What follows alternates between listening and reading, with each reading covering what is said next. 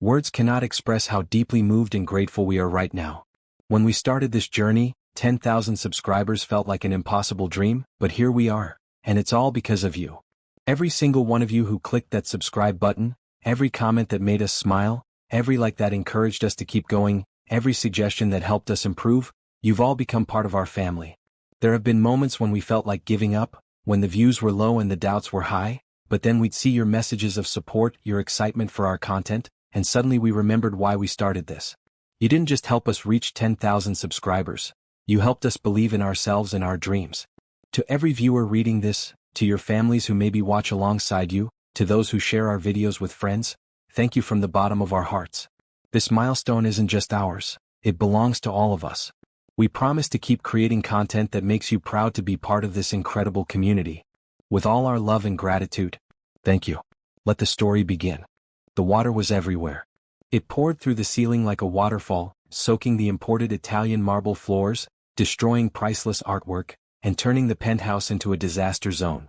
Jasmine Washington had seen plenty of plumbing emergencies in her 5 years as a licensed plumber, but nothing quite like this. The leak wasn't just bad, it was catastrophic. "Ma'am, please, you have to fix this tonight," the voice on the phone had begged 3 hours earlier. "I'll pay triple your emergency rate. Just please come now." She should have been home by then, soaking her aching feet and trying to forget another day of crawling through dirty basements and fixing other people's problems. Her toolbox felt heavier with each job, and her bank account somehow got lighter despite working 14-hour days. The rent on her tiny apartment was due tomorrow, and she was still $200 short. When someone offered triple rates for an emergency call, she couldn't say no. Now, standing in the flooded penthouse of someone who clearly had more money than she'd see in 10 lifetimes, Jasmine wondered if she'd made a mistake. Water dripped from crystal chandeliers, and she could see paintings that probably cost more than her annual income getting ruined by the steady flow from above. "The main valve is behind that wall," she told the tall man who'd been pacing behind her for the past hour. He was handsome in that clean, expensive way that made her feel extra aware of her work clothes and the grease under her fingernails. His dark hair was perfectly styled even at midnight, and his clothes probably cost more than her rent. "Behind the wall?" He looked panicked. "But that wall it's original brick from 1892. It's historically significant." Jasmine looked at him with tired eyes. "Rich people and their priorities. Sir, I can try to access it from below, but that means going through your neighbor's ceiling. Or we can cut a small hole in your historical wall. Either way, this leak isn't fixing itself, and every minute we wait, more damage happens." She'd been trying to locate the source of the leak for over an hour. The building was old, with pipes that had been updated and re-updated over the decades. Someone had done a lazy job somewhere along the line, and now all that shoddy work was coming back to haunt everyone. "How long will this take?" he asked, running his hands through his hair. "I have an important event here tomorrow night. Actually, tonight. It's already past midnight. Depends on what I find when I get in there." Jasmine opened her toolbox and pulled out her cutting torch. "Could be 20 minutes, could be 20 hours. Water doesn't care about your schedule." She'd learned that lesson the hard way over the years. Emergency calls didn't happen on convenient schedules. They happened when pipes burst, when water heaters failed, when someone's renovation project went wrong. She'd missed family dinners, dates, and sleep to fix other people's water problems. As she prepared to cut into the wall, Jasmine thought about her grandmother's house. The bank had sent another notice last week. If she couldn't come up with $5,000 by the end of the month, they'd foreclose. That house was all she had left of her family. Her parents had died in a car accident when she was 16, and her grandmother had raised her until cancer took her 2 years ago. The house needed work. The roof leaked, the foundation had cracks, and the plumbing was older than she was. But it was home. It was where her grandmother had taught her to be strong, to work hard, to never depend on anyone else to take care of her. It was where she'd learned that a woman could do anything a man could do, including fixing pipes and electrical problems. "I need to warn you," she told the man, "this is going to be messy and loud. If you have neighbors." "The whole floor is mine," he said absently, still staring at the water damage. Of course it was. Jasmine shook her head and got to work. The cutting torch made quick work of the old brick, revealing the tangle of pipes behind it. As she'd suspected, someone had installed a joint incorrectly, probably decades ago. The constant water pressure had finally worn it down to the breaking point. "There's your problem," she said, pointing to the failed connection. "This is going to require replacing about 6 feet of pipe and 3 joints. It's not a quick fix. The man looked like he might cry. But my event will have to be moved or deal with no water, Jasmine said bluntly. She was too tired for sympathy. This is major work. I need to shut off water to the whole building and probably bring in additional equipment tomorrow. She started disconnecting the damaged section, water splashing onto her already soaked clothes. Her back ached from bending over pipes all day, her hands were raw from working with metal and chemicals, and she hadn't eaten anything since a gas station sandwich at lunch. This was her life. Crawling through other people's messes, solving problems that were usually caused by someone cutting corners or ignoring maintenance. She made decent money but never enough to get ahead. Never enough to feel secure. As she worked, she became aware that the man had stopped pacing and was watching her intently. There was something different in his expression now, not panic but curiosity. Maybe even respect. You really know what you're doing, he said. I better. I've been doing this for 5 years. She didn't look up from her work. People think plumbing is just about unclogging toilets, but modern buildings are like puzzle boxes. Everything connects to everything else. She finished disconnecting the old pipe and started measuring for the replacement. The work required precision. One mistake and the whole system would fail again in a few months. What made you become a plumber? He asked. Jasmine paused. Most people didn't ask that question, and when they did, they usually didn't really want to hear the answer. My grandmother's house had old pipes. Plumbers were expensive, so I learned to fix them myself. Turned out I was good at it. That was the simple version.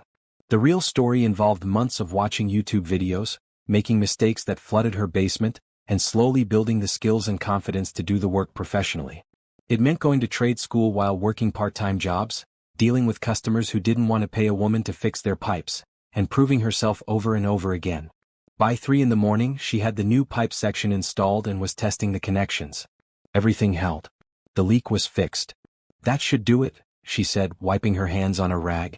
I'll need to come back tomorrow to clean up the wall and make sure everything's sealed properly, but your water's back on. The man looked around at his destroyed penthouse and then back at her. You saved my life tonight. I don't know how to thank you. Pay my bill and give me a good review online, Jasmine said, packing up her tools. That's all the thanks I need. As she headed for the door, exhausted and ready to collapse into bed, she had no idea that this emergency call would change everything. She definitely didn't expect what the man would say next. Wait, he called out. I know this might sound crazy, but I have a proposition for you. Ethan Cross stood in his destroyed penthouse, watching the most competent person he'd met in months pack up her tools.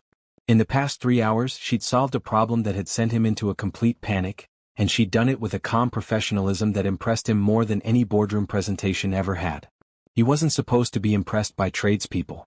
According to his world, success was measured in stock prices and market share, not in the ability to fix broken pipes. But watching Jasmine work had been like watching an artist. She understood systems in a way that most of his highly paid executives didn't understand their own departments. The charity gala was in 18 hours. 300 of the city's most influential people would be gathering in his penthouse to raise money for education reform, and more importantly, to see if Ethan Cross was still worth their investment after the disaster of the past 6 months. Cross Technologies had been his life for the past 10 years. He'd built it from a small software company into a billion-dollar empire, creating jobs and revolutionizing how businesses managed their data. But success had made him careless, and carelessness had nearly destroyed everything. The scandal had started with a former business partner who'd accused Ethan of stealing proprietary code. The accusations were false, but the media didn't care about truth when they had a story about a young billionaire behaving badly. Then came the reports about his personal life, the string of shallow relationships with women who cared more about his bank account than his character. His board of directors was getting nervous. Investors were pulling out. The charity gala was supposed to be his chance to rehabilitate his image, to show that he was stable, trustworthy, and ready to lead the company into the future. There was just one problem. He needed a date. Not just any date, but someone who could help him project the right image. Someone genuine and accomplished who would make him look like a man worth believing in again. He'd asked 6 different women in the past week. 3 had turned him down because they didn't want to be associated with his current reputation. 2 had said yes, but for all the wrong reasons. They wanted to be seen with him, not help him. The 6th had canceled yesterday when her ex-boyfriend offered her a trip to Europe. Standing in his flooded apartment at 3 in the morning, watching a woman who just saved his gala from complete disaster, Ethan had a crazy idea. A proposition? Jasmine had stopped packing and was looking at him suspiciously. I need a date for tomorrow night's gala, he said quickly before he could talk himself out of it. I'll pay you $10,000 to pretend to be my girlfriend for one evening. The words hung in the air between them. Jasmine stared at him like he'd lost his mind, which he probably had. Excuse me? Her voice was dangerously quiet.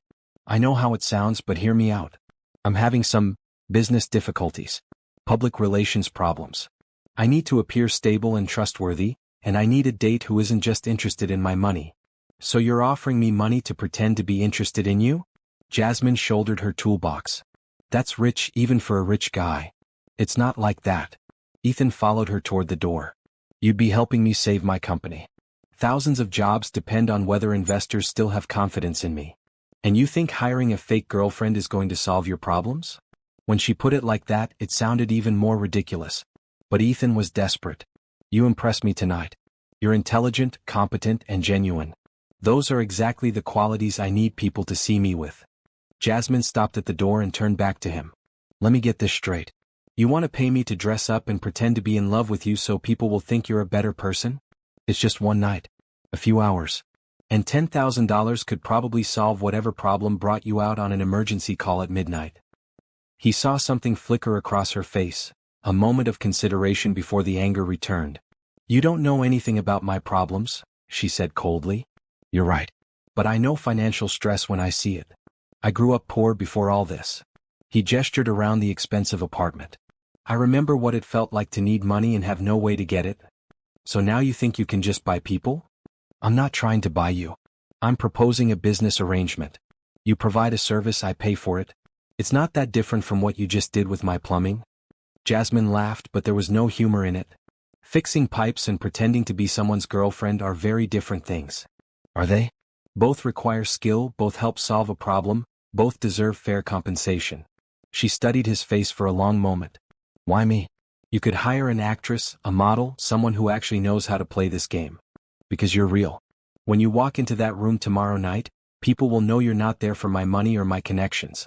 They'll see that someone genuine chose to be with me, and that will mean something. It was true, but it was also manipulative, and Ethan felt guilty for saying it. The truth was more complicated. In the 3 hours he'd watched her work, he'd seen someone who solved problems without complaining, who took pride in doing difficult work well, who didn't seem impressed by his wealth or intimidated by his status. He couldn't remember the last time he'd met someone like that. $10,000, Jasmine said slowly. Gosh. Tomorrow night after the event. What would I have to do? Show up, smile, make conversation. Let people see us together and believe we're happy. And what's your story? How did we meet? Ethan hadn't thought that far ahead. We could say you were recommended by someone. That we met through work. Through work? What am I supposed to say I do? Tell them the truth. You're a plumber, a business owner, someone who provides essential services. Jasmine looked skeptical. Your billionaire friends are going to be impressed that you're dating a plumber? The right people will be. The people whose opinions actually matter. She was quiet for a long time, thinking. Ethan could see her weighing options, calculating risks and benefits. It was the same expression she'd worn while diagnosing his plumbing problem. This is crazy, she said finally. Completely crazy, he agreed. But sometimes crazy ideas work. If I say yes, and I'm not saying I will, what happens if people figure out it's fake? Then we both deal with the consequences. But I don't think they will. You're not an actress, but you're also not a liar. If you decide to do this, I think you'll do it well. Another long silence. Ethan found himself holding his breath. I need to think about it, Jasmine said. The gala starts at 7 tomorrow night. I need to know by noon so we have time to prepare. She nodded and headed for the door. I'll call you. After she left, Ethan stood in his damaged apartment and wondered what he'd just done. Asking a woman he'd just met to pose as his girlfriend was desperate even by his current standards. But something about Jasmine made him think it might actually work. She was everything he wasn't, grounded, practical, unimpressed by wealth and status. If he could convince people that someone like her had chosen to be with him, it would say more about his character than any press release or charitable donation. The question was whether she would say yes, and whether he could pull off the performance of his life. Jasmine sat in her truck outside the luxury building for 20 minutes after leaving Ethan's penthouse, staring at the business card he'd pressed into her hand. Ethan Cross, CEO, Cross Technologies. She'd heard the name before, some tech company that was always in the news for either making millions or losing millions. $10,000. The number kept spinning through her tired mind as she drove home through empty streets. It was more money than she'd made in the past 2 months combined. It was enough to catch up on her grandmother's house payments and buy her some breathing room. But it was also the most insulting proposition she'd ever received. Her apartment was a studio in a converted warehouse, nothing like the marble and crystal palace she'd just left. The shower barely had enough hot water for her to wash off the grease and pipe sealant from the night's work. As she stood under the weak spray, she tried to convince herself to forget Ethan Cross and his crazy offer. She'd spent 5 years building her reputation as a reliable, professional plumber. Her customers trusted her to show up on time, do good work, and charge fair prices. She didn't cut corners, didn't overcharge, and didn't let anyone disrespect her. Taking money to pretend to be someone's girlfriend felt like betraying everything she'd worked for. But $10,000? Jasmine made coffee with tap water that tasted like metal and sat on her second-hand couch with her laptop. The foreclosure notice was in her email inbox, along with 3 other bills she couldn't pay. Her truck needed new brakes, her business insurance was due next week, and she'd been living on instant noodles and peanut butter sandwiches for the past month. She looked up Cross Technologies online. The company was huge. They provided software solutions for major corporations, employed thousands of people, and generated billions in revenue. Ethan Cross had founded it straight out of college and built it into an empire before he turned 30. The recent news wasn't good. There were articles about lawsuits, investigations, and questions about his leadership. Photos showed him at fancy parties with different women, all of them tall and blonde and expensive looking. He looked arrogant in the pictures, like someone who'd never had to work for anything. That wasn't the man she'd met tonight, though. The man in his flooded penthouse had been genuinely panicked, grateful for her help, and surprisingly respectful. He'd watched her work without trying to tell her how to do her job, and he'd asked questions like he actually cared about the answers. Still, asking her to pose as his girlfriend was insulting. Did he think she was so desperate that she'd sell herself for money? Did he assume that because she was a working-class woman, she'd be impressed enough by his wealth to play along with his games? Her phone rang at 6 a.m. She'd finally fallen asleep on the couch, still wearing her work clothes. Jasmine Washington Plumbing, she answered automatically. Ms. Washington? This is Margaret Chin from First National Bank. I'm calling about the property at 428 Maple Street. Jasmine's stomach dropped. What about it? Our records show that you're 3 months behind on payments. If we don't receive the full amount by the end of this month, we'll be forced to begin foreclosure proceedings. I know. I've been trying to. The total amount due is $4,847.83. Can you commit to having that payment to us by the 30th? I'm working on it, Jasmine said, though she had no idea how she'd come up with that much money in 2 weeks. I understand this is difficult, but we need a firm commitment. The house has been in your family for 30 years, and we'd hate to see you lose it. After the bank representative hung up, Jasmine sat staring at her phone. $4,847.83. She could make that much working emergency calls for the next month if she got enough of them. Or she could make twice that much in one night by putting on a dress and pretending to be Ethan Cross's girlfriend. Her grandmother's voice echoed in her memory, "Cry don't keep the lights on, baby girl. Sometimes you got to do what you got to do." But this felt different from taking an unpleasant job or working extra hours. This felt like lying, like betraying her own values for money. At 8 o'clock her phone rang again. This time it was Mrs. Rodriguez from the apartment building on 5th Street. Jasmine? The hot water is out again. Can you come today?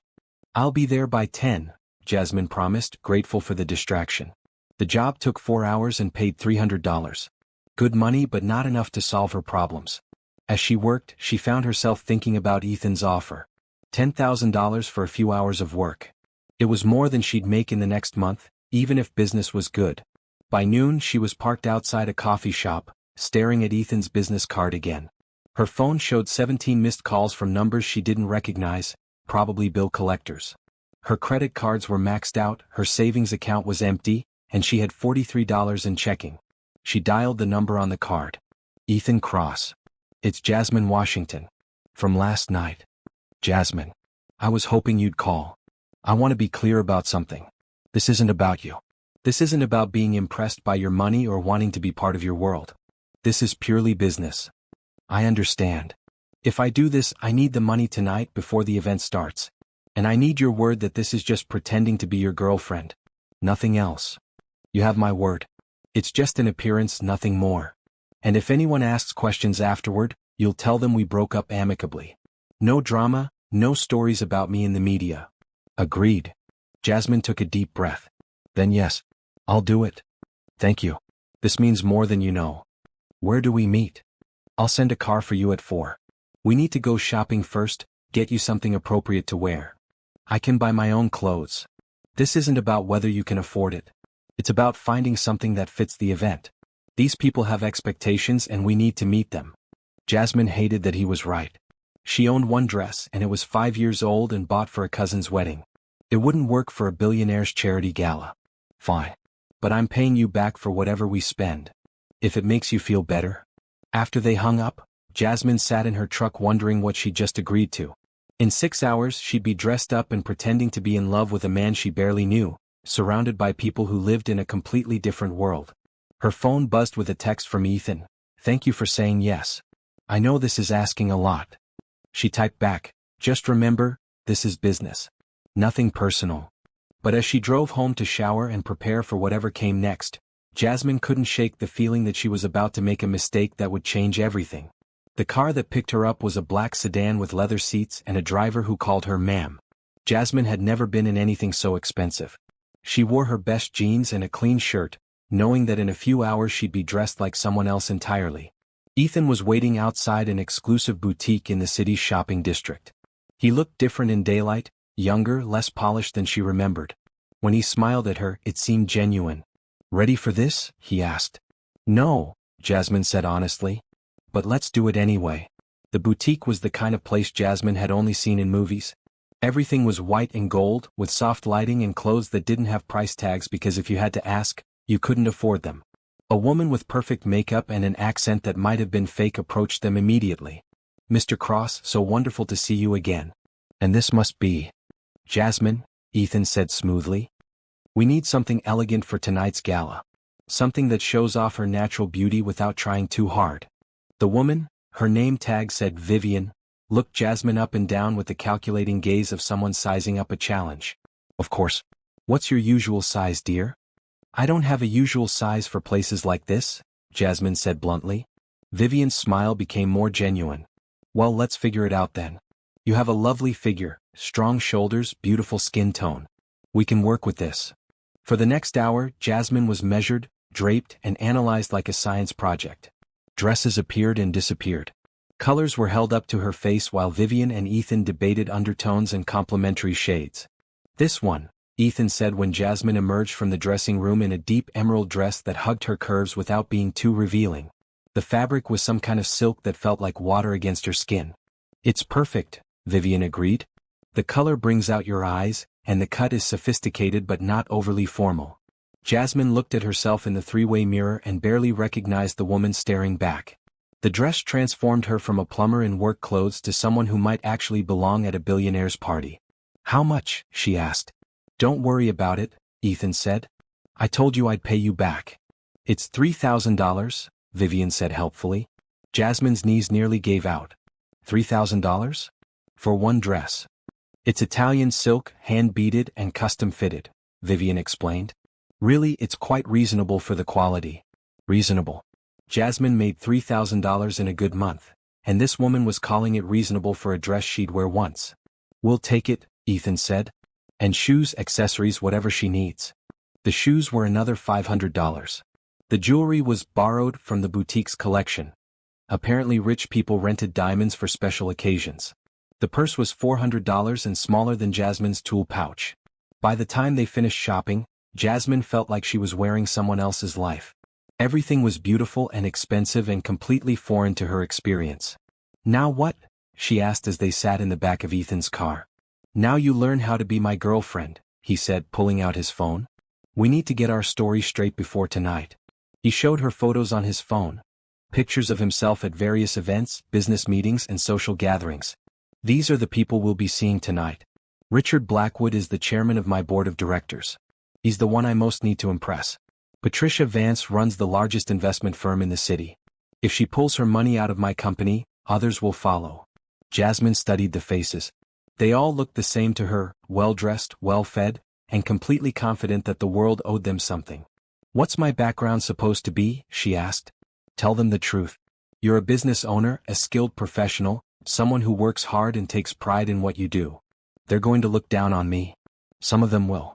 But the smart ones will respect what you've accomplished. And those are the people whose opinions matter. Ethan spent the next hour coaching her on basic social etiquette.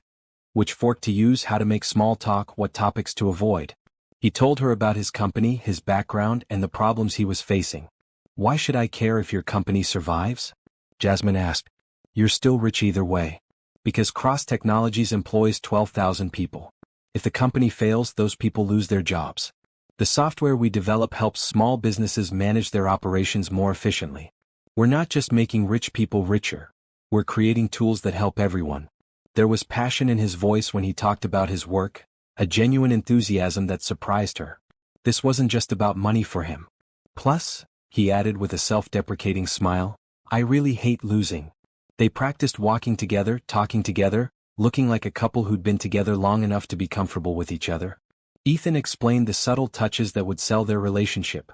His hand on her back, her arm through his, the way they'd stand close enough to suggest intimacy without being inappropriate. This feels like lying, Jasmine said during one of their practice conversations. It is lying, Ethan admitted. But it's lying in service of a greater truth. Which is that I'm capable of being with someone real, someone who challenges me to be better than I am. The sincerity in his voice caught her off guard. For a moment, she saw past the expensive clothes and polished confidence to something more genuine underneath. Is that what you think of me? She asked. Someone real? Yes. More real than anyone I've met in years. They spent another hour practicing their story. They'd met 3 months ago when Jasmine had done some work at Cross Technologies headquarters. They'd started dating casually, and things had gotten more serious recently. Tonight was their first major public appearance together. What if someone asks personal questions? Jasmine worried. Deflect them. Say we're still getting to know each other, that you prefer to keep your personal life private. Rich people understand that half of them are hiding something. As evening approached, Jasmine found herself getting nervous. She'd been to fancy events before, her cousin's wedding, a few charity fundraisers for local causes. But nothing like this. Nothing where she'd be pretending to be someone she wasn't, surrounded by people who could destroy careers with a whispered comment. What if I mess this up? She asked as they pulled up to Ethan's building. You won't, he said confidently. You handled a plumbing emergency at 3 a.m. without breaking a sweat. You can handle a cocktail party. That was different. I knew what I was doing then. You know what you're doing now. Just be yourself, but be yourself as my girlfriend. The dress felt different now than it had in the boutique. The silk that had seemed luxurious an hour ago now felt like a costume, like something she was wearing to play a part in someone else's life. Ethan's apartment had been transformed. The water damage was completely hidden, replaced by elegant decorations and sophisticated lighting. Caterers were setting up bars and food stations, and a string quartet was tuning their instruments in the corner. It looks beautiful, Jasmine said, genuinely impressed. It should. I hired the best event planner in the city. Ethan straightened his tie and checked his reflection in a mirror. Are you ready for this? Jasmine looked at herself one more time. The woman in the mirror was elegant, poised, and completely unfamiliar. But behind the expensive dress and perfect makeup, she was still herself, still the woman who'd crawled through dirty basements and fixed broken pipes, who'd worked 2 jobs to put herself through trade school, who'd refused to let anyone tell her she couldn't succeed in a man's profession. As ready as I'll ever be, she said. The first guests were due to arrive in 30 minutes. In half an hour, Jasmine would walk into a room full of strangers and pretend to be in love with a man she barely knew, all for money she desperately needed. She just hoped she could pull it off without losing herself in the process. The first guests arrived exactly at 7, and Jasmine understood immediately why Ethan had been so nervous. These weren't just rich people, they were powerful people, the kind who appeared on magazine covers and made decisions that affected thousands of lives. They moved through the penthouse with the easy confidence of people who owned the world. Jasmine stood beside Ethan near the entrance, greeting guests with a smile that felt increasingly forced. The dress that had seemed perfect in the boutique now felt like armor, beautiful but heavy, protecting her but also separating her from everything around her. Richard, Patricia, so glad you could make it, Ethan said warmly as an older couple approached. These were the board members he'd shown her photos of, the people whose opinions could make or break his career. Ethan, wonderful party as always, the woman, Patricia, replied. Her gaze shifted to Jasmine with undisguised curiosity. "And you must be Jasmine Washington," she said, extending her hand. "It's lovely to meet you." "Jasmine is the woman I've been telling you about," Ethan said, his arms settling naturally around her waist. The touch was warm and surprisingly comforting. "How wonderful," Patricia said, though her tone suggested she found it anything but wonderful. "And what do you do, Jasmine?" "I'm a plumber," Jasmine said, deciding to follow Ethan's advice about honesty. "I own my own business." The silence that followed lasted only a few seconds, but it felt like hours.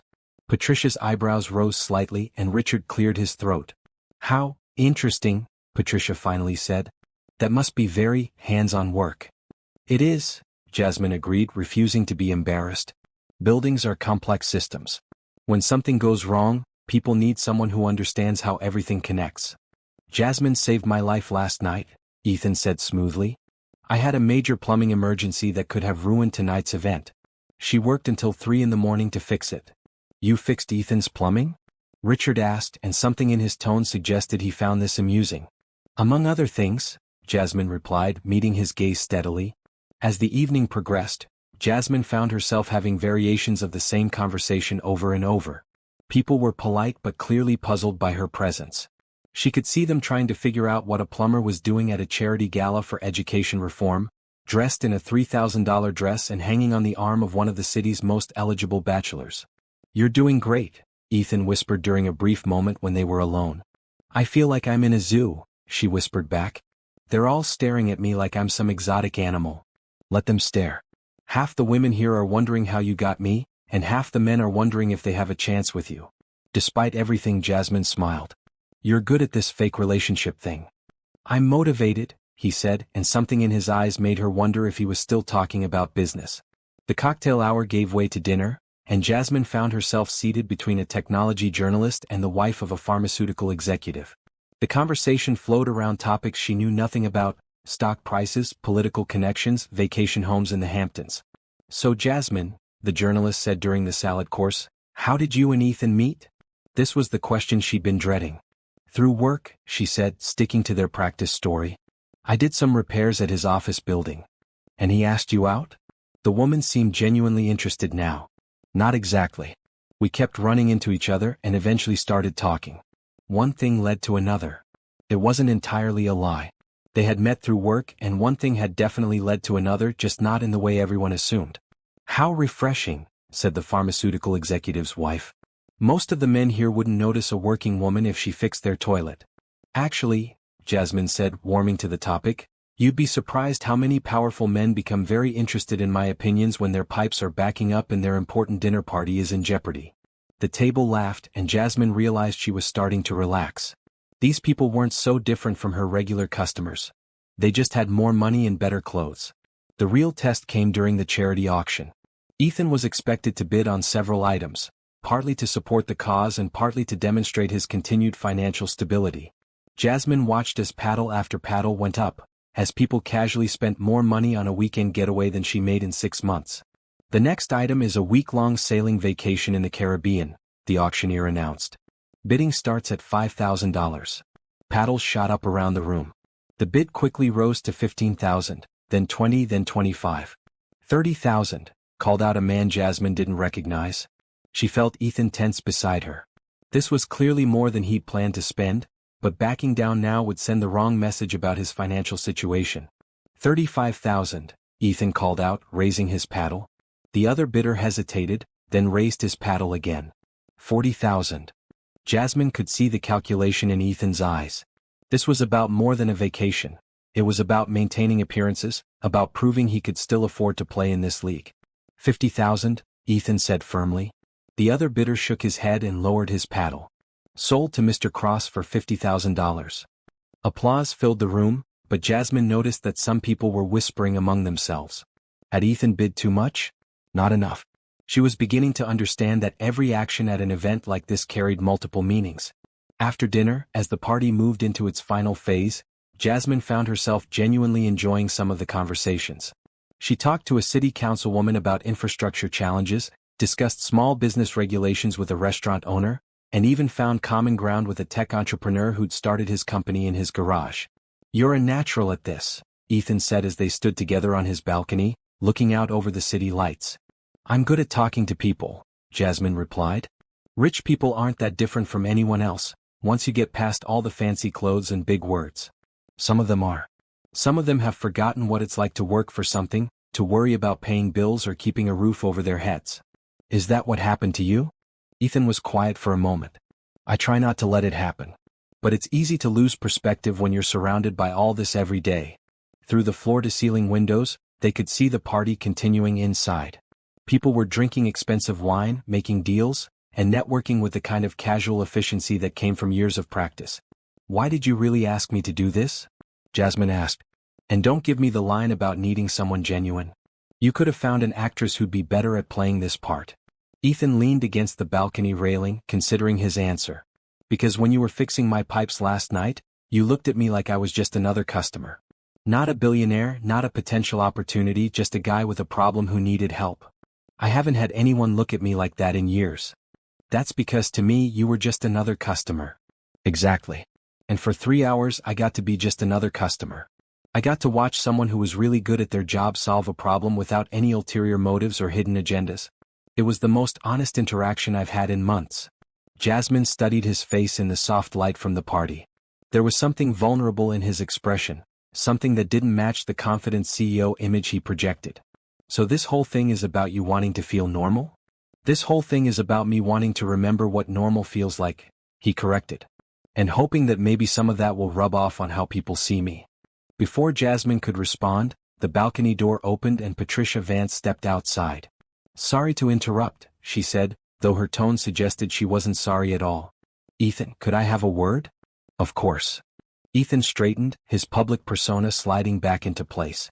Patricia, you remember Jasmine? Yes, the plumber. Patricia's smile was sharp. How fascinating that must be, working with your hands all day. It has its rewards, Jasmine said carefully. I'm sure it does. Ethan, might I speak with you privately? The dismissal was clear. Jasmine was being asked to leave so the adults could talk business. Actually, Ethan said, Jasmine can hear whatever you have to say. We don't keep secrets from each other. It was a smooth deflection, but Jasmine could see that Patricia wasn't buying it. The older woman's eyes narrowed slightly as she looked between them. Very well. I wanted to discuss the Morrison account. There are some concerns about the stability of your leadership team. What kind of concerns? The kind that come from your recent public relations challenges? Some of our clients are nervous about entrusting their data to a company whose CEO is making headlines for all the wrong reasons. Jasmine felt like she was intruding on a private conversation, but Ethan's hand found hers and squeezed gently. He wanted her to stay. My personal life has nothing to do with the quality of our services, Ethan said. Doesn't it? Leadership is about more than technical competence. It's about judgment, stability, the ability to inspire confidence. Patricia's gaze shifted to Jasmine.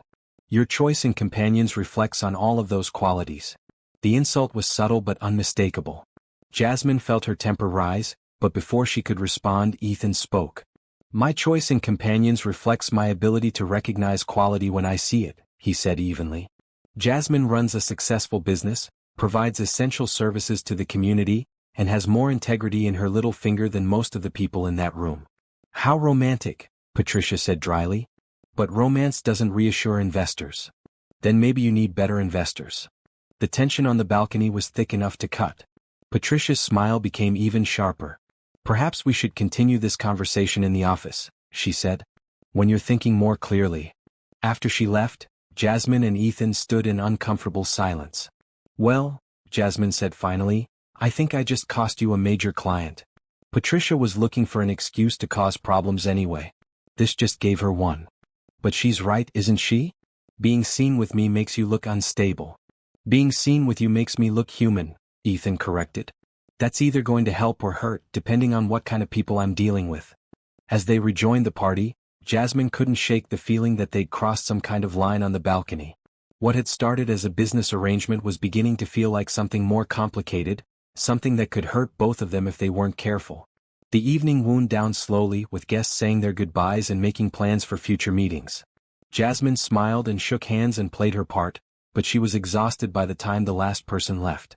You were perfect, Ethan said as they stood in his now empty penthouse. Better than perfect. You were yourself, and that's exactly what I needed. Did it work? Do you think we convinced them? Some of them. The ones who matter. He handed her an envelope. As promised.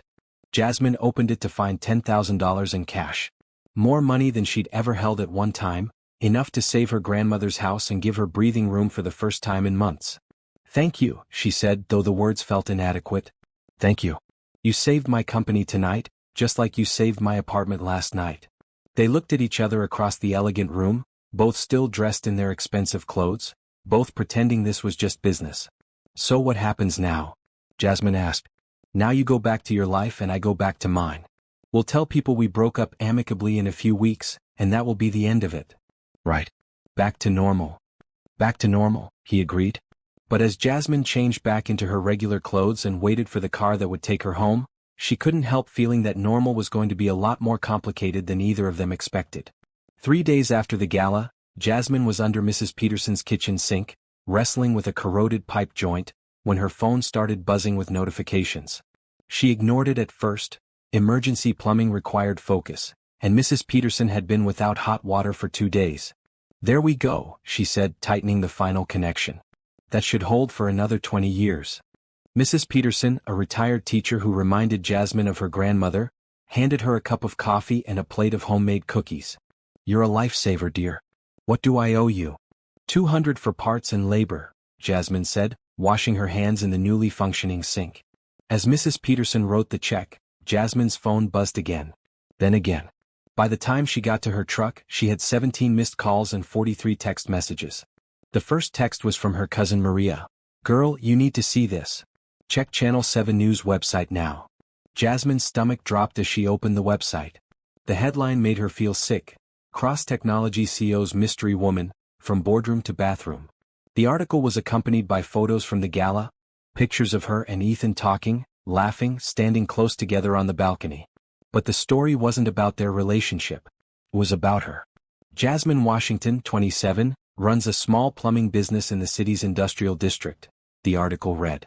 Sources close to Cross describe her as a surprising choice for the tech mogul, who has previously been linked to models and socialites. Washington's blue-collar background raises questions about Cross's judgment during a crucial time for his company. The article went on to detail her business, her apartment, even her truck. Someone had dug into her background and found every piece of information they could use to make her sound unsuitable for Ethan's world. Her phone rang. Ethan's name appeared on the screen. Have you seen it? He asked without preamble. I'm looking at it now. Jasmine sat in her truck, reading the cruel comments that were already appearing below the article. How did they find out so much about me? I don't know. I'm trying to figure that out. Listen, I'm sorry. This wasn't supposed to happen. You're sorry? Jasmine's voice rose. This article makes me sound like some kind of gold digger who tricked you into dating her. I know. My PR team is working on a response. Your PR team? What are they going to say? That I'm actually a wonderful person once you get past the fact that I work with my hands for a living? Jasmine, please. Let me handle this. Handle this? Like you handled keeping our arrangement private? Like you handled making sure no one would dig into my life? She hung up and sat staring at her phone as more notifications poured in. Friends, customers, even people she barely knew were calling and texting, asking if the story was true, if she was really dating Ethan Cross. The worst part wasn't the attention. It was the way the article made her feel ashamed of her life. The writer had taken everything she was proud of and turned it into evidence that she didn't belong in Ethan's world. By that afternoon, the story had spread to other news sites and social media. Photos of her truck were being shared online, along with speculation about how much money Ethan was spending on her and whether their relationship was real. Jasmine tried to focus on work, but it was impossible. 2 customers called to cancel appointments, both with weak excuses that didn't hide their real reason. They didn't want a plumber who was suddenly famous for all the wrong reasons. That evening, she was eating dinner alone in her apartment when someone knocked on her door. She looked through the peephole and saw Ethan standing in the hallway, still dressed in an expensive suit but looking tired and frustrated. What are you doing here? She asked through the door. I need to talk to you. Please. Against her better judgment, she let him in. He looked around her small apartment with obvious surprise. Not disapproval, but genuine curiosity about how she lived. Nice place, he said, and he seemed to mean it. Don't patronize me. I'm not. I like it. It feels real. Jasmine crossed her arms. What do you want? I want to apologize. And I want to explain. Explain what? How your people fed information about me to the press. How this was all part of some bigger plan to make you look good. That's not what happened. Then what did happen? Because someone told that reporter exactly where to look for dirt on me. Ethan ran his hands through his hair, messing up his perfect styling. I think it was Patricia Vance. She has connections at several news outlets, and she made it clear the other night that she doesn't approve of you. Of me? She doesn't even know me. She doesn't need to know you. She just needs to know that you're not what she expected, and she can use that to undermine my credibility. Jasmine sank onto her couch. So I'm collateral damage in your business war. You're not collateral damage. You're... He paused, seeming to search for the right words. You're the best thing that's happened to me in years, even if it's just pretend. Don't. She held up a hand. Don't try to charm your way out of this. You used me and now I'm paying the price. How can I make this right? You can't. The story is out there now. People are going to assume things about me, about why I'm with you, about what kind of person I am. Let me put out a statement. Let me tell people how amazing you are. And make it worse? Let me guess, you'll talk about how I'm down to earth, and refreshingly honest, and all the other things rich people say when they want to sound like they appreciate the working class. Ethan flinched. That's not fair. Isn't it? Look at this from my perspective. I helped you out for money, and now my reputation is damaged because I don't fit into your world. Your reputation isn't damaged. If anything, people will respect you more for being genuine. Easy for you to say. You're not the one being called a gold digger in the comments section. They sat in uncomfortable silence. Jasmine could see that Ethan was genuinely upset about the situation, but she was too angry to feel sorry for him. I lost 2 customers today, she said quietly. 2 jobs I needed to pay my bills. All because I agreed to help you with your image problem. I'll make it up to you. Whatever you lost, You'll what? Pay me more money? Throw cash at the problem until it goes away. I don't know what else to do. You could have thought about this before you asked me to pretend to be your girlfriend. You could have warned me that dating you, even fake dating you, would put me under a microscope. Ethan stood up and started pacing her small living room. You're right. I should have thought it through better. I was desperate and I acted selfishly. Yeah, you did. But I wasn't wrong about you. You were incredible that night. You held your own with some of the most difficult people in the city, and you did it with more grace than most people who've been doing this their whole lives. Stop trying to make me feel better. I'm not trying to make you feel better. I'm trying to make you understand that what happened between us was real, even if the circumstances were fake. Jasmine looked up at him sharply. What's that supposed to mean? It means that somewhere between the emergency plumbing call and the charity gala, I stopped pretending. The admission hung in the air between them. Jasmine felt her anger waver, replaced by something more dangerous. The possibility that she wasn't the only one who'd felt their connection deepening over the past few days. Don't, she said again, but with less conviction this time. Don't what? Tell you the truth? Don't confuse business with feelings. Don't make this more complicated than it already is. It's already complicated. It's been complicated since the moment you walked into my apartment and started taking apart my plumbing like you owned the place. Despite everything, Jasmine almost smiled. I do own the place when I'm fixing it. That's how plumbing works. That's how you work. You take charge, you solve problems, you don't let anyone push you around. Do you have any idea how rare that is? In your world, maybe. In my world, it's called survival. Ethan sat down on the couch beside her, careful to maintain some distance. I know I messed this up. I know I should have protected you better, should have thought about the consequences. But I don't regret asking you to help me. You should. Look what it's cost both of us. What's it cost me? Jasmine gestured toward the window, toward the world beyond her small apartment. Your board members saw right through us. Your investors are probably more worried about your judgment than they were before. And now you're connected to me, which apparently is a problem. If being connected to you is a problem, then I'd rather have problems. The sincerity in his voice made her chest tight. This was exactly what she'd been afraid of, that the lines between real and pretend would blur, that feelings would get involved, that someone would get hurt. We had a deal, she said. I pretended to be your girlfriend for one night, you paid me, end of story. What if I don't want it to be the end of the story? Then you're going to be disappointed. She stood up and walked to the door, making it clear that she wanted him to leave. After a moment he followed. This isn't over, he said as he reached for the door handle. Yes it is. We both got what we wanted. I got my money, you got your appearance of stability. Time to move on. What if we could make it real? The question stopped her cold. She turned to look at him, searching his face for signs that he was manipulating her again. Real? You mean actually date? I mean get to know each other without any pretense, without any arrangements or payments or ulterior motives. Just see what happens.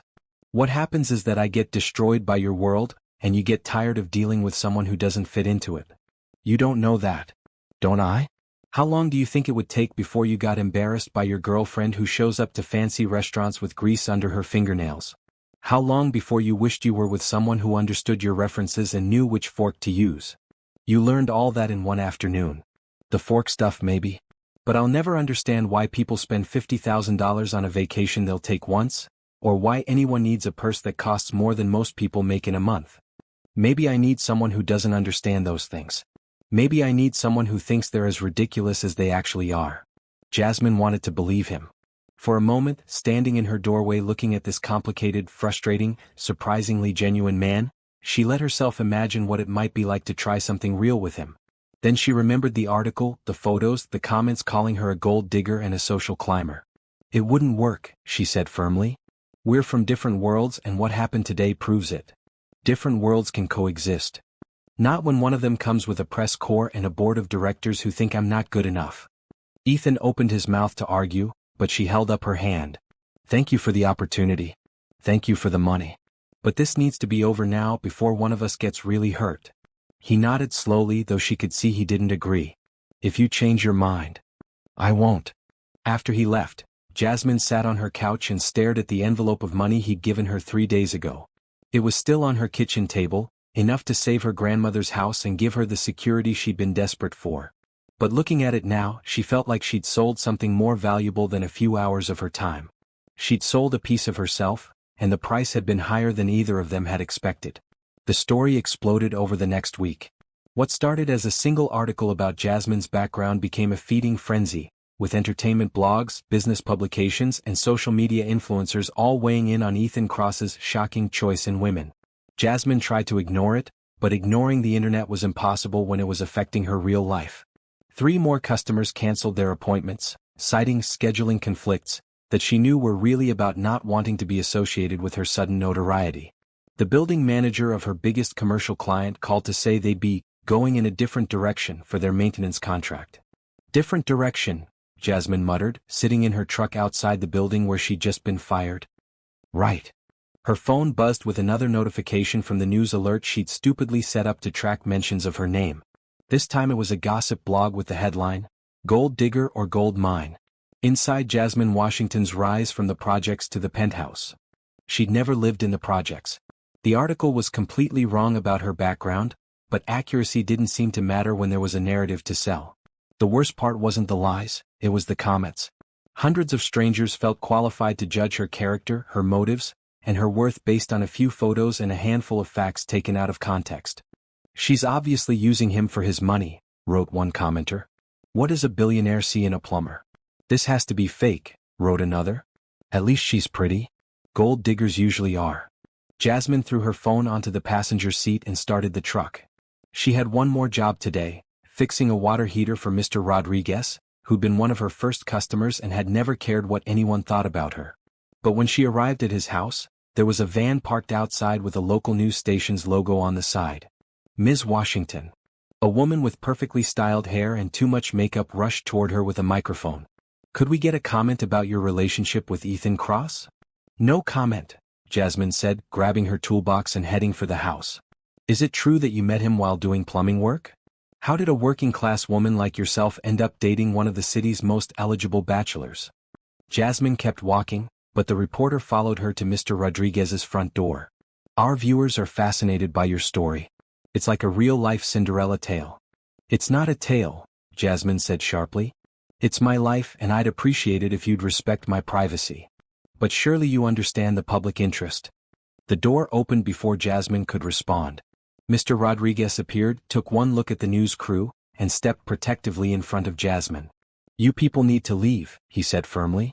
This is private property and you're not welcome here. Sir, we're just trying to. I said leave. Now.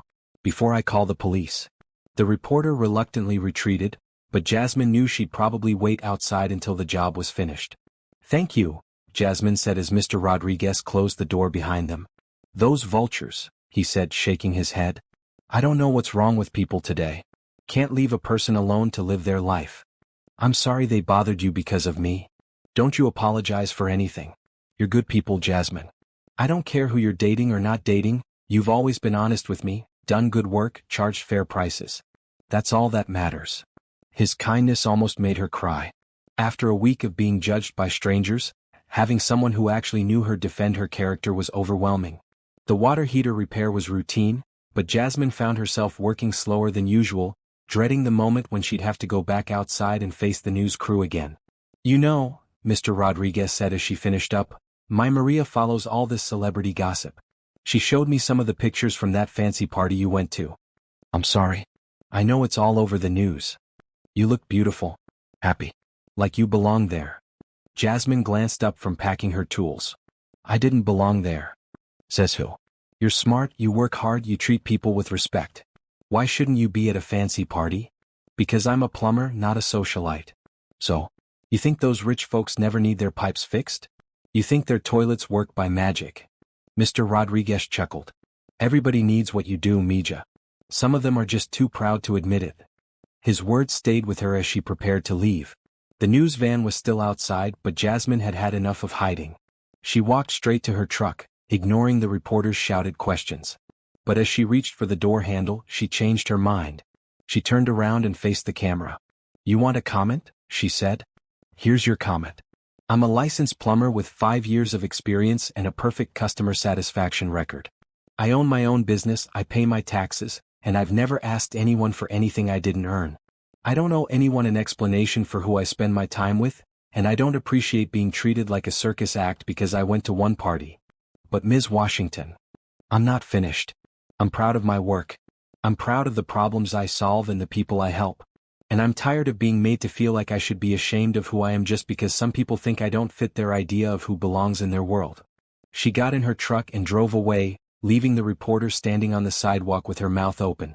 The clip was on the news that night and viral on social media by morning. Jasmine's phone exploded with notifications again, but this time the response was different. Mixed in with the usual negativity were messages of support from other working-class women, small business owners, and people who appreciated her refusal to apologize for her background. One comment in particular caught her attention. "Finally, someone who stands up for themselves instead of apologizing for being real. This woman has more class than all those society people combined." But the support came with a price. More reporters showed up at her apartment. Photographers followed her to job sites. Someone posted her home address online, and she started getting phone calls at all hours from strangers who wanted to interview her, date her, or just tell her what they thought of her situation. By the end of the week, Jasmine was exhausted. She'd lost more work, gained unwanted attention, and felt like her life was spiraling out of control. The money from Ethan was still sitting on her kitchen table, untouched. Every time she looked at it, she felt like it was burning a hole in her apartment. That's when Ethan called. "I saw your interview," he said. "You were incredible. I was angry. You were honest, and you were right to be angry. This has gone too far. It's gone exactly where you should have expected it to go. This is what happens when people like me get involved with people like you." "People like us," Ethan corrected. "I'm not some aristocrat, Jasmine. I grew up in a trailer park. My dad was a mechanic." That stopped her short. "What?" "I know what it's like to be looked down on for where you come from. I know what it's like to have people assume you don't belong somewhere because of how you talk or what you do for a living." "Then why did you let this happen to me?" "Because I forgot. Because I got so caught up in my current world that I forgot what it felt like to be on the outside. And because I underestimated how vicious people can be when they feel threatened." Jasmine sank onto her couch. "Threatened by what?" "By the idea that someone like you could be with someone like me for reasons other than money. It challenges their assumptions about how the world works. Maybe their assumptions are right. Maybe this whole thing was a mistake from the beginning. Maybe. But I don't think so. It doesn't matter what you think. I can't live like this, Ethan. I can't have reporters following me to work, photographers camping outside my apartment. I have a business to run, a life to live." "I know. I'm going to fix this." "How?" "I'm calling a press conference tomorrow. I'm going to tell them the truth about us, about why we were together, and I'm going to take full responsibility for putting you in this position. Jasmine felt like the floor had dropped out from under her. You're going to tell them it was fake? I'm going to tell them it was my fault. That I pursued you despite knowing it would cause problems, that I should have protected you better, and that the media attention you've received is unfair and undeserved. That'll ruin your reputation. My reputation is already ruined. This is about protecting yours. The generosity of the gesture caught her off guard. Why would you do that? Because it's the right thing to do. Because you didn't sign up for this level of scrutiny. And because... He paused. Because I care about you too much to let you keep paying for my mistakes. After he hung up, Jasmine sat in her apartment staring at the envelope of money and thinking about the man who'd put her in this impossible situation and was now willing to sacrifice his own reputation to get her out of it. She thought about Mr. Rodriguez's words, about belonging and deserving respect regardless of what job you did. She thought about her grandmother who'd always told her to stand up for herself and never let anyone make her feel small. And she thought about Ethan Cross, who'd started as a customer with a broken pipe and somehow become something much more complicated. The press conference was scheduled for 2 o'clock the next day. Jasmine woke up the morning of Ethan's press conference with a sick feeling in her stomach. She'd barely slept, thinking about what he was going to say and how it would affect both of their lives. Part of her was grateful that he was willing to take responsibility for the media circus. But another part of her felt like she was letting him sacrifice himself to clean up a mess they'd both created. She was drinking her second cup of coffee and trying to work up the courage to call him when her phone rang. The caller ID showed her cousin Maria's name. "Girl, you need to turn on channel 7 right now," Maria said without preamble. "What? What's happening?" "Just turn it on. Trust me." Jasmine grabbed the remote and flipped to the news channel. A breaking news banner scrolled across the bottom of the screen. Cross Technologies CEO scandal. New evidence emerges. The anchor was speaking to someone off camera. Joining us now is former Cross Technologies employee Derek Manning, who claims to have inside information about Ethan Cross's recent relationship. Jasmine's blood went cold as a thin man in a cheap suit appeared on screen. She recognized him immediately. Derek had been one of the plumbers who'd bid on the Cross Technologies building contract last year. He'd been angry when Jasmine got the job instead of him. Derek Manning worked as a contractor for Cross Technologies until recently, the anchor said. "Derek, you claim to have information about how Mr. Cross met Jasmine Washington." "That's right," Derek said, looking pleased to be on television. "The whole thing was set up from the beginning. Cross's people called my company first about the plumbing emergency, but we were booked up. So I recommended Jasmine's company because I knew she was struggling financially and would be desperate enough to take on anything." Jasmine felt like she'd been punched in the stomach. "Are you saying that Mr. Cross specifically requested Ms. Washington's services?" "Not exactly. But someone from his team called back the next day asking questions about her. What kind of person she was, what her financial situation looked like, whether she'd be open to additional opportunities." The anchor leaned forward. "What kind of additional opportunities?" "The kind that pay $10,000 for one night's work, if you know what I mean." The implication was clear and it was disgusting. Derek was suggesting that Ethan had essentially hired her as an escort, not a fake girlfriend. "You're saying this was a business transaction?" "I'm saying Cross Technologies has a reputation for doing whatever it takes to get what they want. And apparently what they wanted was a working-class woman they could parade around to make Cross look more relatable." Jasmine's hands were shaking as she turned off the TV. Her phone was already ringing again. Maria calling back, probably, or reporters who'd heard about Derek's interview. She ignored it and tried to process what she'd just heard. Had Ethan planned this from the beginning? Had the plumbing emergency been real, or just a convenient excuse to get her to his apartment? And if Derek was telling the truth about someone from Cross Technologies asking questions about her financial situation, what did that mean about Ethan's motives? Her phone buzzed with a text from an unknown number. "Check your email. There's something you need to see. A friend." Against her better judgment, she opened her laptop and checked her email. There was a message from an anonymous account with the subject line, "The truth about Ethan Cross." The email contained a series of screenshots from what appeared to be internal Cross Technologies communications. Jasmine read them with growing horror. The first was dated 2 days before the plumbing emergency. From PR Department to Executive Team Gala Strategy. Need to discuss image rehabilitation plan for EC. Current strategy of high-profile dates not working. Suggests instability rather than maturity. Recommend pivoting to authentic relationship with someone outside usual social circle. Someone who makes him look grounded and trustworthy. The second screenshot was from the day after the gala. From Communications Director to Media Relations Team Re, Jasmine Washington coverage. Initial coverage excellent. Exactly the narrative we want. Working class woman validates EC's man of the people image. Keep feeding background info to friendly outlets. Emphasize contrast between JW and previous girlfriends. The final screenshot was the most damning. From Strategic Communications to Executive Team Re, Washington situation. Media interest exceeding expectations. Recommend controlled escalation to maximize sympathy for EC. Plant stories about JW's financial struggles. Suggest relationship is genuine attempt by EC to connect with real people. If situation becomes unmanageable, have exit strategy prepared. Jasmine stared at the screen feeling sick. Everything had been planned. The media coverage, the invasion of her privacy, even the way the story had been framed, it was all part of Ethan's public relations strategy. Her phone rang. Ethan's name appeared on the screen. Jasmine, thank God. I've been trying to reach you. Did you see Derek Manning's interview? I saw it. Her voice sounded flat even to herself. It's lies. All of it. I never asked anyone to investigate your financial situation, and I certainly never. I also saw the emails. Silence on the other end of the line. What emails? The ones from your PR team. The ones about using me to rehabilitate your image, about feeding information to the media, about having an exit strategy ready if things got out of hand. More silence. Then, Jasmine, I can explain. Can you?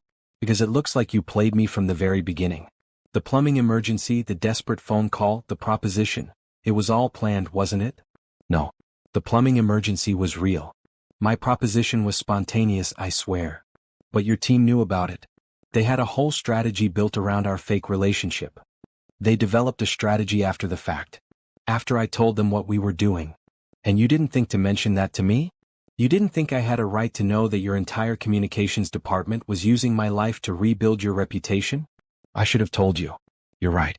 But I was trying to protect you from exactly this kind of scrutiny. Jasmine laughed bitterly. Protect me? You threw me to the wolves?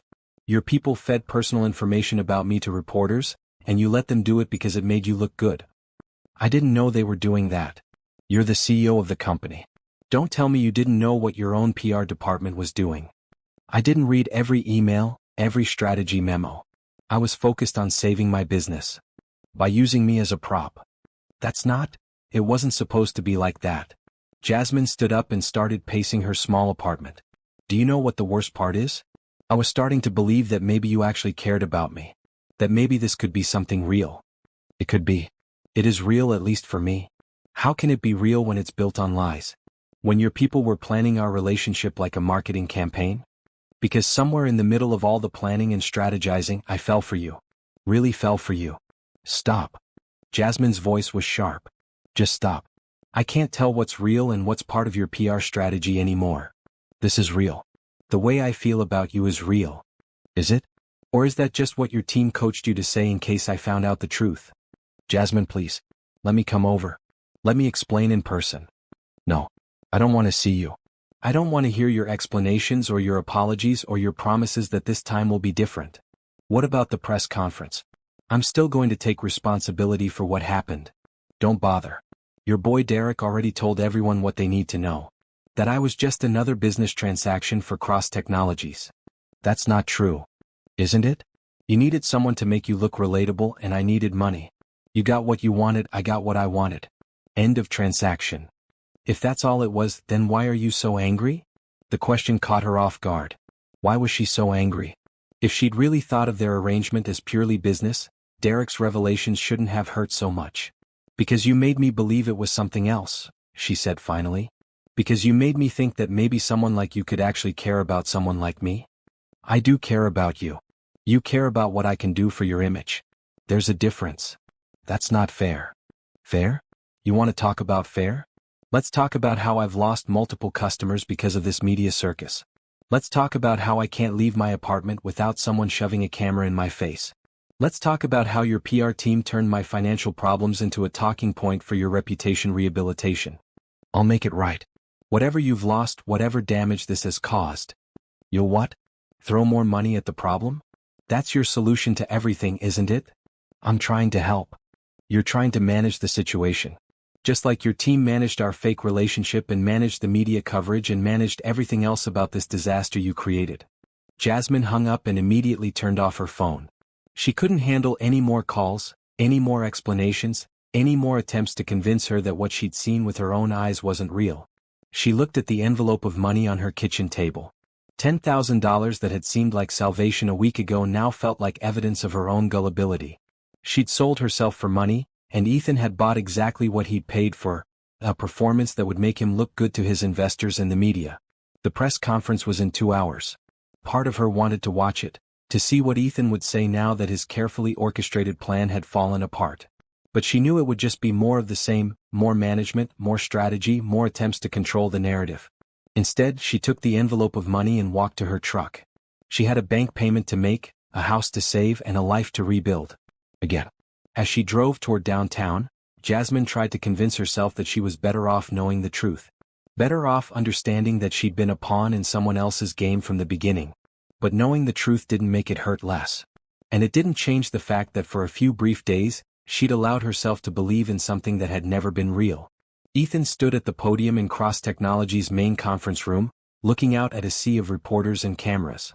He'd given dozens of press conferences over the years, but none had felt as important as this one. And none had been as likely to destroy everything he'd worked for. He'd spent the morning in emergency meetings with his board of directors, his legal team, and his communications staff.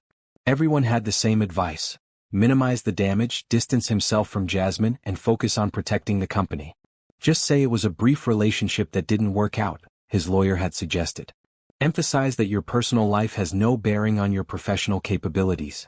Throw her under the bus, you mean? Ethan had replied. I mean protect yourself and the jobs of 12,000 employees. But standing at the podium now, Ethan knew he couldn't do it. He couldn't save his career by destroying the woman who'd shown him what it meant to be genuine in a world full of pretense. Ladies and gentlemen, thank you for coming, he began. I want to address the recent media coverage regarding my personal life and set the record straight about several important matters. The room was silent except for the clicking of camera shutters. First, I want to be absolutely clear about my relationship with Jasmine Washington. Ms. Washington is an accomplished businesswoman who runs a successful plumbing company. She is intelligent, hardworking, and has more integrity in her little finger than most people I know in the business world. He paused, scanning the crowd of reporters. Several looked surprised by his opening.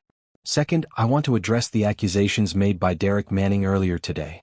Mr. Manning's claims are categorically false. I did not seek out Ms. Washington for any purpose other than emergency plumbing repairs. Our relationship developed naturally from that initial meeting. One reporter raised her hand. Mr. Cross, what about the emails that have surfaced suggesting your PR team planned to use this relationship for image rehabilitation? Ethan had expected this question. The emails had been leaked an hour before the press conference, and his communications director had already resigned in disgrace. Those emails represent actions taken by members of my staff without my knowledge or approval. I am appalled by the suggestions contained in those communications, and I take full responsibility for not maintaining better oversight of my team's activities. Are you saying you didn't know your own PR department was manipulating media coverage of your relationship? I'm saying I failed in my duty as CEO to ensure that my personal life remained separate from company business. That failure is mine alone. Another reporter spoke up. Mr. Cross, given these revelations, what's the status of your relationship with Ms. Washington? This was the moment Ethan had been dreading. He could lie, say they were still together, and drag Jasmine deeper into his mess. Or he could tell the truth and face the consequences. Ms. Washington has ended our relationship, and I don't blame her. She has been subjected to unconscionable media scrutiny and personal attacks because of her association with me. She deserves better than that, and she deserves better than someone who failed to protect her from the worst impulses of our celebrity-obsessed culture. So you're admitting the relationship is over? I'm admitting that I love a woman who is too smart to stay involved with someone who let his business problems spill over into her life. The room erupted. Reporters shouted questions, cameras flashed, and Ethan's own staff looked like they wanted to tackle him before he could say anything else damaging. Mr. Cross, one reporter yelled over the noise, are you saying you're in love with Ms. Washington? I'm saying that Jasmine Washington is the most remarkable person I've ever met, and losing her is a bigger failure than anything that's happened to my company. But if you love her, why aren't you fighting for the relationship? Because fighting for someone means putting their needs before your own. And what Ms. Washington needs is for me to stop making her life more difficult. What about cross-technologies? How do these personal revelations affect your role as CEO? Ethan looked directly into the cameras. If my board of directors decides that my personal judgment disqualifies me from leading this company, I'll accept their decision. But I won't apologize for caring about someone genuine in a world that often values appearance over substance. Are you prepared to resign? I'm prepared to do whatever is best for the company and its employees. But I'm not prepared to pretend that caring about Jasmine Washington was a mistake, because it wasn't. The press conference continued for another 20 minutes, but Ethan's mind was elsewhere. He was thinking about Jasmine in her small apartment, probably watching this disaster unfold on television.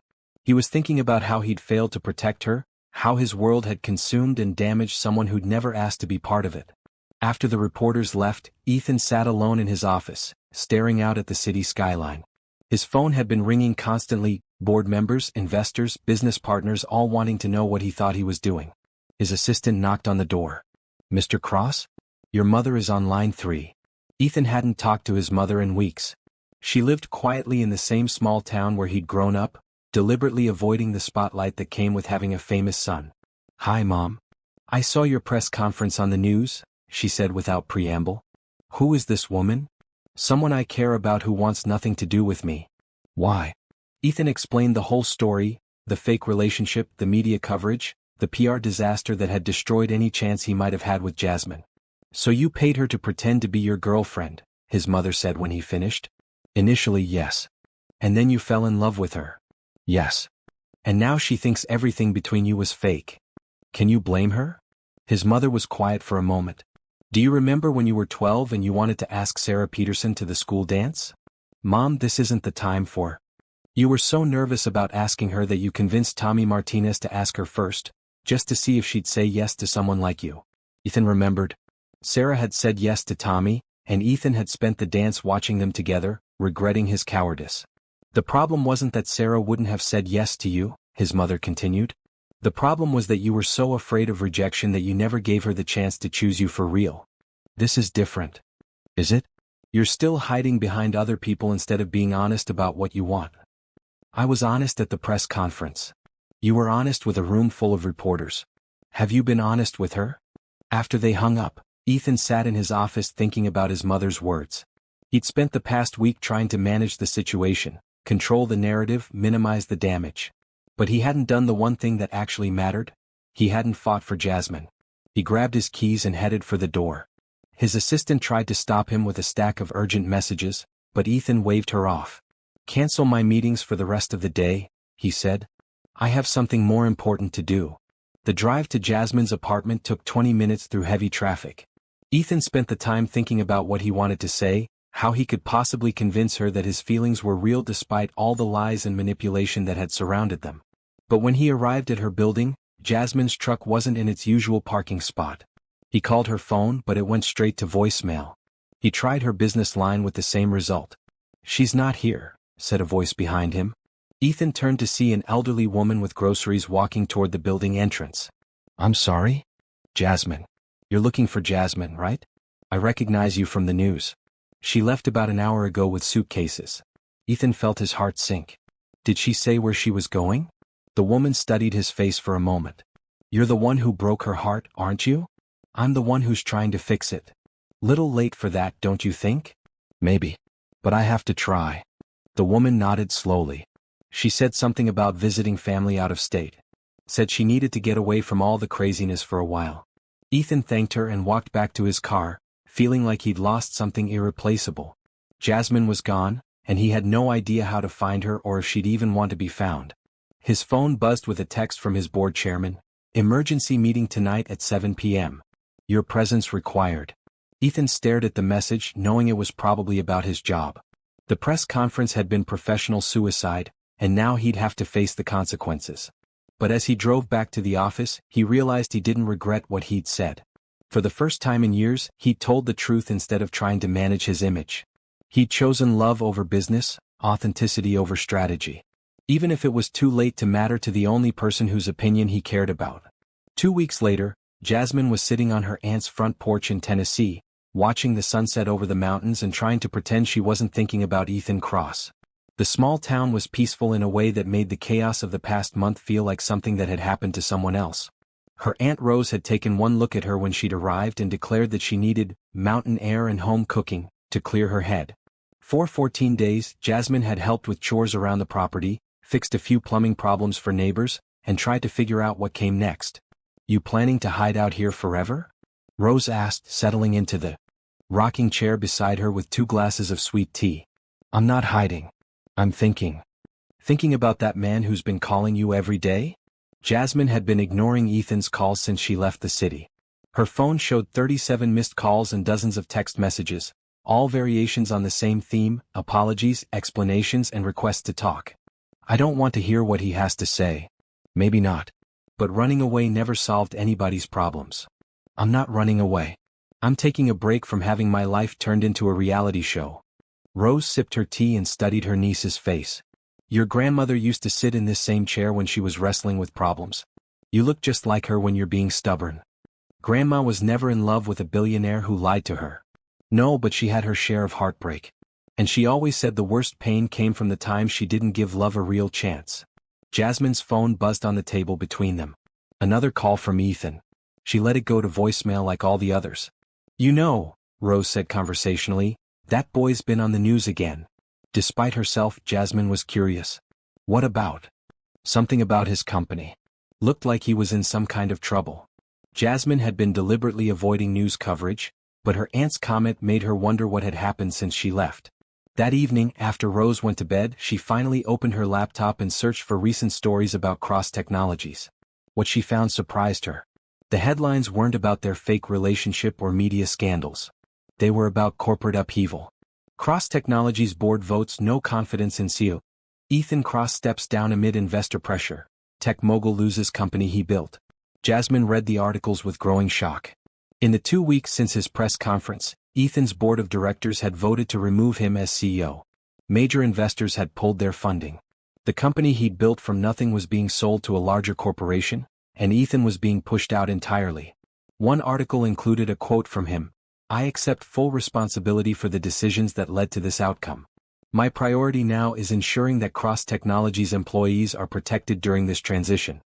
Another article mentioned that he'd used most of his personal assets to provide severance packages for workers who would lose their jobs in the merger.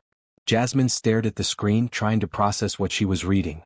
Ethan had lost everything: his company, his fortune, his reputation. Partly because he'd refused to throw her under the bus to save himself. Her phone rang. Ethan's name appeared on the screen. This time she answered. "Jasmine? Thank God. I was starting to think you'd changed your number. I heard about your company. News travels fast, even to Tennessee. How did you know where I was? Your neighbor Mrs. Patterson mentioned you were visiting family. I may have called every Washington in the Tennessee phone book until I found someone who knew you." Despite everything, Jasmine almost smiled. "That's a little stalkerish. I preferred determined. Can we talk? Really talk this time? I don't know what there is to say. There's a lot to say. Starting with the fact that I'm sorry and I love you, and I've spent the past 2 weeks realizing that none of the rest of it matters." Jasmine walked to the edge of the porch, looking out at the dark mountains. "You lost your company. I lost a company. There's a difference. You lost everything because of me. I lost everything because I made bad decisions and let other people manipulate a situation I should have controlled better. You're not responsible for my problems. But if we hadn't what? If I hadn't fallen in love with the most honest person I'd ever met? If I hadn't finally found someone who made me want to be better than I was?" "Ethan." She didn't know how to finish the sentence. "I know you don't trust me. I know I gave you every reason not to trust me. But I need you to know that whatever my team did, whatever games they played, my feelings for you were never part of the strategy." "How can I believe that?" "Because I'm sitting in a studio apartment above a coffee shop, eating ramen noodles and trying to figure out how to rebuild my life from scratch. If this was all about image management, don't you think I'd have found a less expensive way to do it?" Jasmine closed her eyes. "What do you want from me?" "A chance. A real chance this time, with no pretense and no ulterior motives. Just you and me figuring out if what we felt during all that chaos was real. And if it wasn't? Then at least we'll know. But if it was real, if there's even a possibility that we could build something together, don't you think we owe it to ourselves to find out? Jasmine was quiet for a long time. Part of her wanted to hang up, to stay in Tennessee where life was simple and nobody cared about her romantic history. But another part of her, the part that had been raised by a woman who believed in fighting for what mattered, was tired of running. "Where are you now?" she asked finally. "About 3 hours away in a motel outside Knoxville. I drove down here hoping you'd agree to see me." "You drove to Tennessee?" "I told you I was determined." "Ethan, this is crazy." "I know. But I've spent my whole adult life making sensible, calculated decisions, and where did it get me? Maybe it's time to try crazy."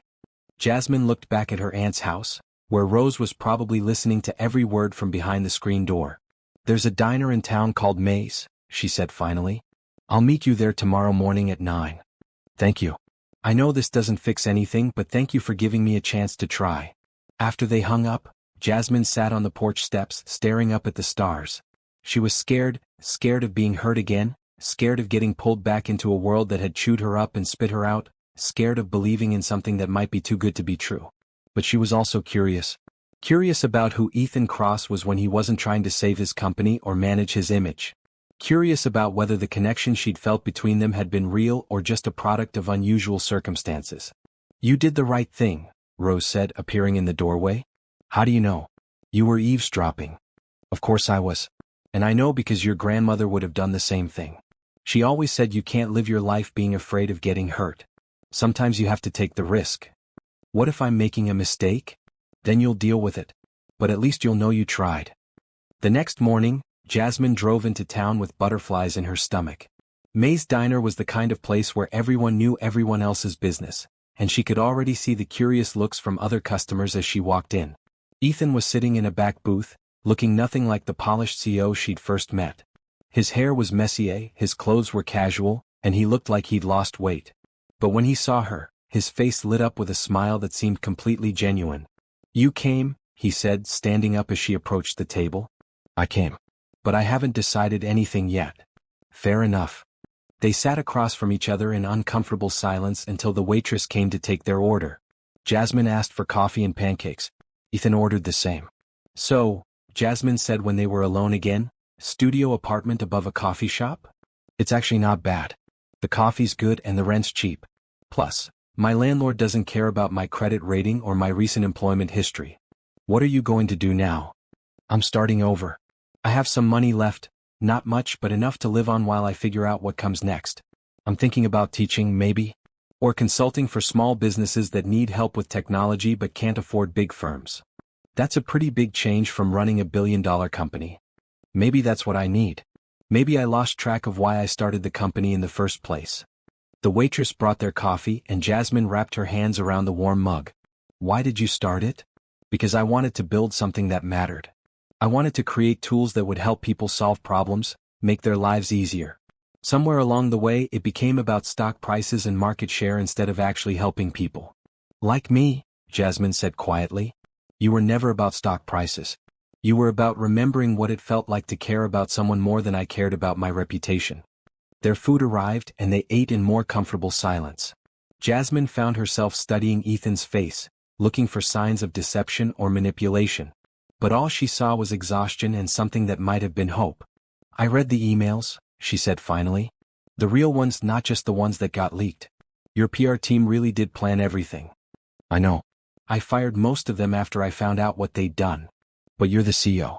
How could you not know what your own people were doing?" Ethan set down his fork. "Because I was so focused on saving the company that I stopped paying attention to how we were doing it. I let other people make decisions about things that should have been under my direct control. Including decisions about me. Especially decisions about you. And I'm sorry. I'm sorry I didn't protect you better, sorry I let them turn your life into part of their strategy, sorry I didn't realize what was happening until it was too late." Jasmine studied his face. "What happens if I believe you? What happens if I decide to give this a real chance?" "I don't know. We figure it out as we go along. That's not much of a plan." "No, it's not. But it's honest." They talked for 2 more hours about everything and nothing. About Ethan's childhood in the trailer park, About Jasmine's grandmother and the house she was fighting to save. About what it felt like to work with your hands, to build something real and tangible. About the difference between being successful and being happy. "There's something else you should know," Ethan said as they prepared to leave. "I used the last of my severance money to pay off the mortgage on your grandmother's house." Jasmine stared at him. "You what?" "The bank called about the foreclosure proceedings. I had your address from when they did the background check, so I contacted them and paid off the balance." I can't accept that. It's already done. And before you get angry, it's not about trying to buy your forgiveness or prove how much I care. It's about making sure that what happened between us doesn't cost you the thing that matters most to you." "How much was it?" "It doesn't matter." "How much, Ethan?" $47,000. It was the money I had set aside for the down payment on a new condo. Jasmine felt tears pricking her eyes. "Why would you do that?" "Because you saved my life that first night, literally and figuratively. And because your grandmother's house represents everything good about you, family, history, the determination to preserve what matters." "I don't know what to say." "You don't have to say anything. The house is yours, free and clear. Whether you decide to give us a chance or not." They walked outside into the bright Tennessee sunshine. Ethan's car was parked next to her truck, a modest sedan instead of the luxury vehicle she'd seen him drive before. "So what now?" he asked. Jasmine looked at this man who had turned her life upside down, who had lied to her and hurt her and also somehow saved her. She thought about her grandmother's advice about taking risks, about her aunt's words about giving love a real chance. "Now you drive back to your studio apartment," she said. "And I finish my visit with my aunt. And in a week, when I come back to the city, we'll see if we can figure out how to do this right." "Does that mean?" "It means I'm willing to try. But we're starting over, completely. No more fake relationships, no more PR strategies, no more lies. Just two people getting to know each other." Ethan's smile was brighter than the Tennessee sun. "I'd like that." "And Ethan? If you ever use me to manage your image again or let anyone else manipulate our relationship for business purposes, I will personally come to your apartment and disconnect every pipe in the building." "Understood." As Jasmine watched him drive away, she felt something she hadn't experienced in weeks: hope. Not the desperate hope of someone trying to save her grandmother's house, but the cautious optimism of someone who'd decided to bet on love one more time. It might not work. They might discover that what they'd felt during all the chaos wasn't strong enough to survive in the real world. But they'd never know unless they tried. And for the first time since this whole adventure began, Jasmine was ready to find out. 6 months later. Jasmine was installing a new shower head in the bathroom of Ethan's coffee shop apartment when her phone rang. She'd learned to answer it without looking at the caller ID. The media attention had finally died down, and most of her customers had come back once they realized she was still the same reliable plumber she'd always been. "Washington Plumbing," she said, holding the phone between her shoulder and ear while she tightened a fitting. "Jasmine? This is Patricia Vance." Jasmine nearly dropped her wrench. Patricia Vance was the last person she'd expected to hear from, the investor who'd made it clear at the gala that she didn't approve of Jasmine's relationship with Ethan. "Ms. Vance, what can I do for you?" "I have a proposition for you. I'm opening a new office building downtown, and I need a reliable plumbing contractor for the project. Someone recommended your company." "Who recommended me?" "Does it matter? I've done my research and your work comes highly recommended. Are you interested in bidding on a major commercial project?" Jasmine set down her tools. This was exactly the kind of job that could take her business to the next level: steady work, good money, and the credibility that came with working on high-profile projects. "I'm interested," she said carefully. "But I have to ask, is this about Ethan? Mr. Cross and I haven't spoken since he left Cross Technologies. This is about your reputation as a skilled professional, nothing more." After they hung up, Jasmine sat on Ethan's bathroom floor, processing what had just happened. The woman who'd once looked down on her for being a plumber was now offering her the biggest job of her career. "Good news?" Ethan asked from the doorway. He'd been working on his laptop in the living room, developing a business plan for the consulting company he was starting. "Patricia Vance wants to hire me for a major commercial project." "That's great. She's tough, but if she's offering you work, it means she respects your abilities." "Even after everything that happened?" "Especially after everything that happened. She got to see firsthand that you're competent and professional, regardless of who you're dating." Jasmine stood up and tested the new shower head. Water flowed smoothly, another job completed successfully. "Speaking of dating," she said, "my cousin's wedding is next month. Want to come with me? As your fake boyfriend? Ethan asked with a grin. As my real boyfriend who I'm not ashamed to introduce to my family. I'd love to. They've been taking things slowly for the past 6 months. Real dates, honest conversations, and the gradual building of trust that had been destroyed during their first chaotic encounter. Ethan had started his consulting business and was surprisingly good at helping small companies solve technology problems. Jasmine's plumbing business was thriving, partly because of new customers who'd heard about her during the media circus and decided they wanted to hire the woman who'd stood up for herself on television. Most importantly, they'd learned to separate their personal relationship from any business considerations. When reporters occasionally called asking about their relationship status, they both declined to comment. When potential customers mentioned seeing Ethan on the news, Jasmine politely redirected the conversation to plumbing. There's something I want to talk to you about, Ethan said as they cleaned up the bathroom. Sounds serious. It is, kind of. I've been thinking about expanding my consulting business, maybe bringing in a partner. That's great. You've been working too many hours anyway. I want the partner to be you. Jasmine stopped wiping down the sink and looked at him. What? Think about it. You understand systems, how buildings work, how different components connect to each other. I understand technology, how to use software to solve problems more efficiently. Together, we could help small businesses with both their physical infrastructure and their digital needs. You want me to give up plumbing? I want you to expand beyond plumbing. Keep doing what you love, but also help other people do what they love more effectively. Jasmine had been thinking about ways to grow her business, but she'd never considered partnering with Ethan. The idea was appealing, but it also felt risky. What if it doesn't work out? She asked. What if we end up fighting about business decisions? Then we'll deal with it like adults. We'll establish clear boundaries, put everything in writing, and make sure we can separate business from personal if we need to. And if our relationship doesn't work out, then we'll deal with that too. But I'd rather take the risk of building something together than play it safe and wonder what we could have accomplished. That evening, they sat on the small balcony outside Ethan's apartment, eating takeout Chinese food and watching the sunset over the city. It was a far cry from the luxury penthouse where they'd first met, but it felt more real, more honest. I have something for you, Ethan said, pulling a small wrapped package from his pocket. It's not my birthday. It's not that kind of gift. Inside the package was a small silver keychain with 2 charms, a tiny wrench and a miniature computer. For the business partnership? Jasmine asked. For whatever comes next. Whether that's business or something more personal or both. Jasmine held the keychain up to catch the last rays of sunlight. You know this is crazy, right? 6 months ago I was fixing your toilet. Now you want to start a business together. 6 months ago I was a billionaire CEO with no real friends and a reputation for caring more about money than people.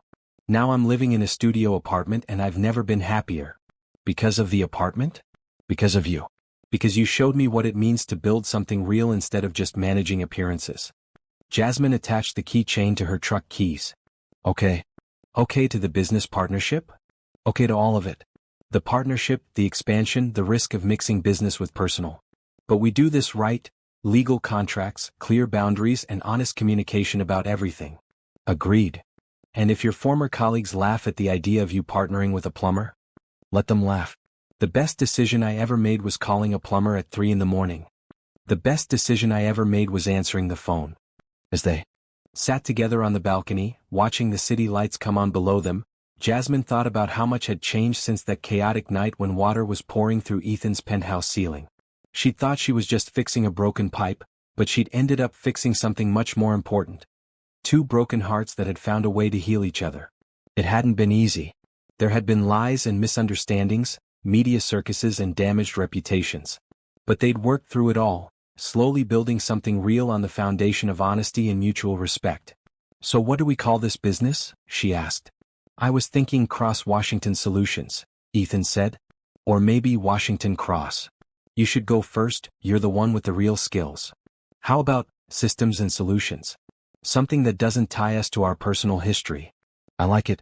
Professional but not pretentious. Unlike some people I know. Hey, I've learned to be less pretentious. I shop at thrift stores now. You shop at vintage boutiques that happen to carry used clothes. There's a difference. They were still laughing when Jasmine's phone buzzed with a text from her cousin Maria. Saw you 2 on the news again. Not scandal news this time, business news. About time you got some positive coverage. Jasmine showed Ethan the text. Apparently, a local business reporter had written a piece about successful small business partnerships, and their plan to combine plumbing and technology consulting had been mentioned as an innovative approach to serving clients. Ready to be back in the news? Ethan asked. As long as it's about our work and not our relationship. Deal. From now on, we're just two business partners who happen to be dating. Two business partners who happen to be in love, Jasmine corrected. It was the first time either of them had said the word love since they'd started over. The admission hung in the air between them, important and true and a little scary. Yeah, Ethan said softly. That. 6 months ago, Jasmine had answered an emergency call thinking she was just fixing a broken pipe. Instead, she'd found something she hadn't been looking for, a partnership that worked on every level, with someone who saw her value not despite her background but because of it. As they sat together planning their future, Jasmine couldn't help but smile. Sometimes the best things in life really did start with the worst emergencies. You just had to be brave enough to answer the call.